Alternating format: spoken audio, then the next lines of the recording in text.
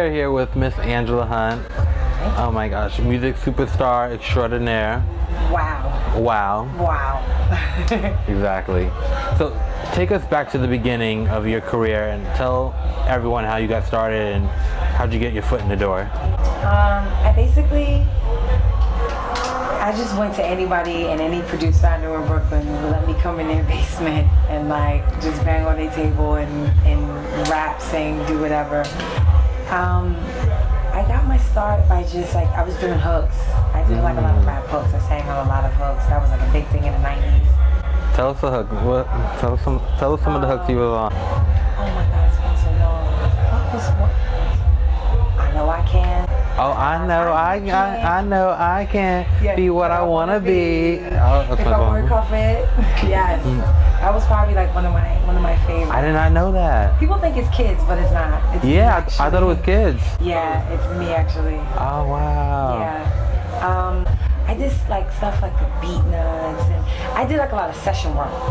Like I could always be that girl that like, you know, imitated. They're like, okay, Angela, we need that girl from around the way. I'm like, okay, and you know, I did a lot of talking on records and that kind of stuff. Right. Just trying to, you know, get myself in the door until I finally linked up with Salam Remy. Oh, we love Salam Remy. We love Salam.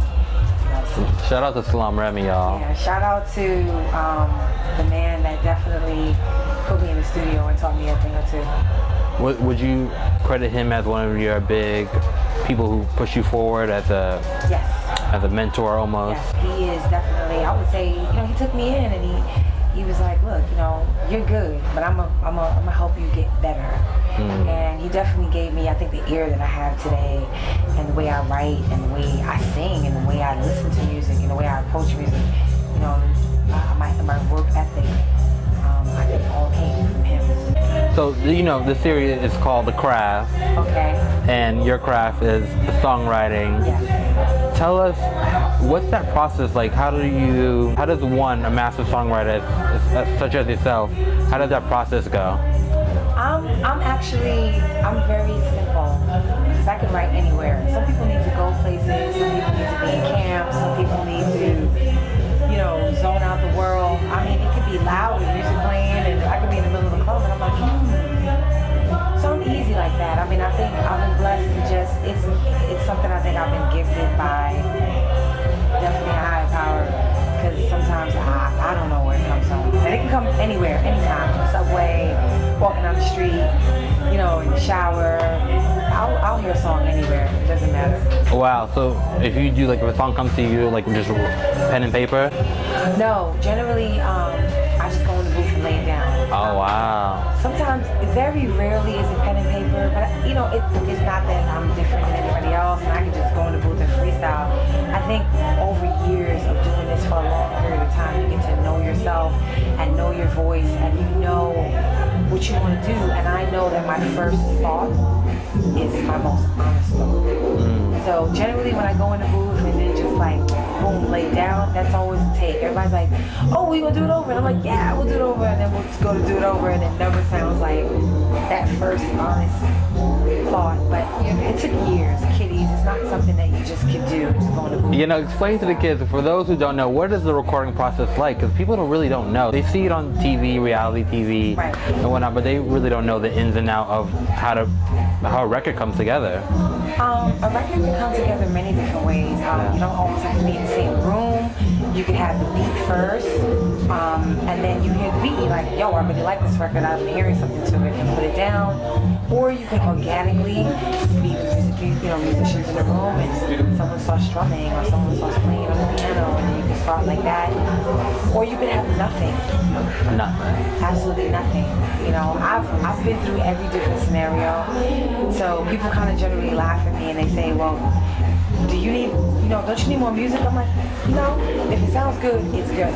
It could just be a drum loop. It could just be drums. It could just be keys. It could just be violin going, whatever.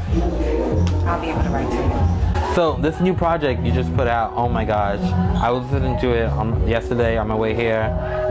It's coming from everywhere. It has influences like from all types of ethnic backgrounds, not just your Trini background, but I heard some like Spanish background, some Asian background. Tell us about the project and how you came together. I think Well, the actual project started with DJ Buddha, and he's an amazing producer that I work with, and a lot of people in the industry has worked with. He's responsible for a lot of records, and he's just he's the type of person that really likes to work with the artist one-on-one.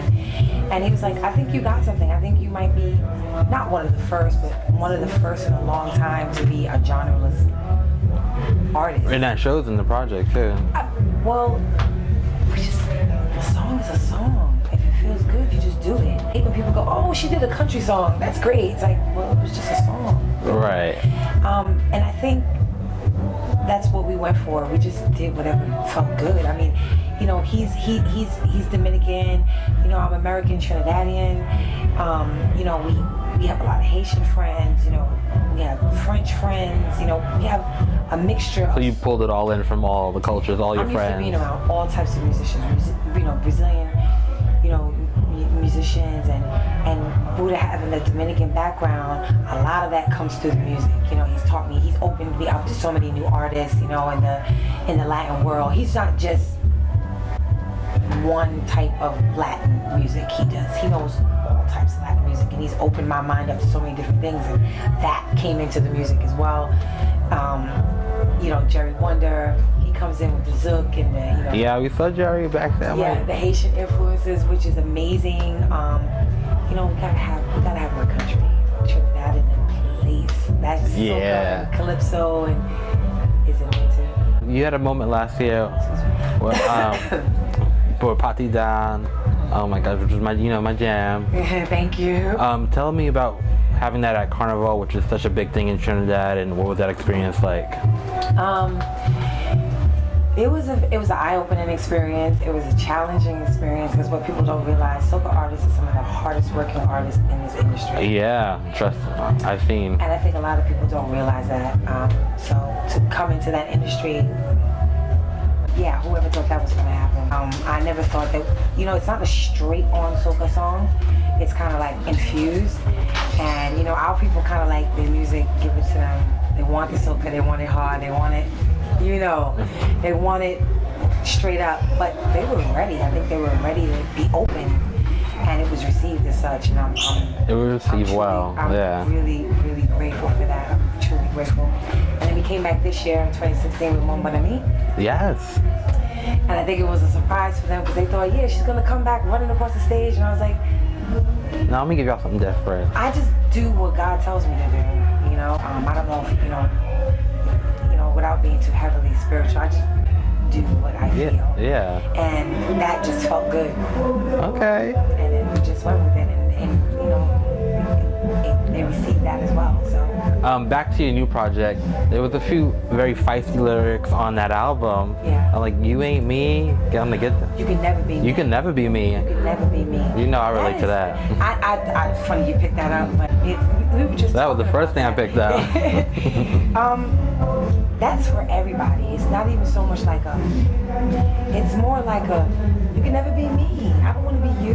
You don't want to be me. Yeah, be your own person. Be your own person. You know, like, you know, that song is actually called I'm Dreams. Yeah. And it talks about my life, you know, and it starts off like, we never had no money back in the day. What the hell is so funny? What you think is so funny? I used to dream that I was going to be a big star on the screen. I used to sing on the corner, stealing from everyone and everything. But now I know I was meant to be here. She knows. No, you know, it's more of like, you can never be me. You can never be me. Exactly. I think people, every time like people hear that record, they definitely like.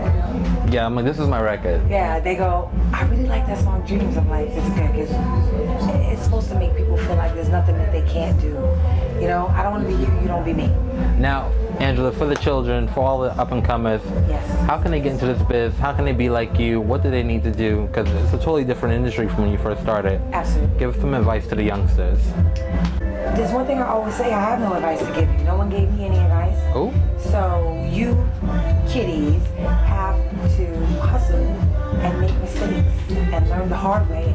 And there's one thing I do want to say is that this is a craft. So you need to learn your craft. That's the one thing I know I had to do. Right. And I knew it was the thing that would sustain me in this industry. And it did. You have to know, you know, a painter just doesn't go, oh yeah, I'm good after 1 year. This is a craft that you constantly learn over and over and over again. You never stop learning. And I think they don't know that today. They feel like I'm just gonna get on my social media and I'm gonna do this and I'm gonna do that and I'm gonna be big. And everybody just wants to get on. They do. Want to be on for no apparent reason. Why? You know, we had to, and the way we did it was, do I want to give up everything to do this? Do I want to give up my social life, my friends, and my family to do this? They don't today, they just want to be on. Why? Because they think that that's the thing to do. And everybody forgets about the craft and forget about being, you know, that this The is an true art. artist, yeah. Right, this is an art. What a perfect way to end about the craft with a series for the craft. I mean, The craft. all right. And another Go ahead, wake up. Some new day now. Can't you see what it is gonna be? You better believe when I say it.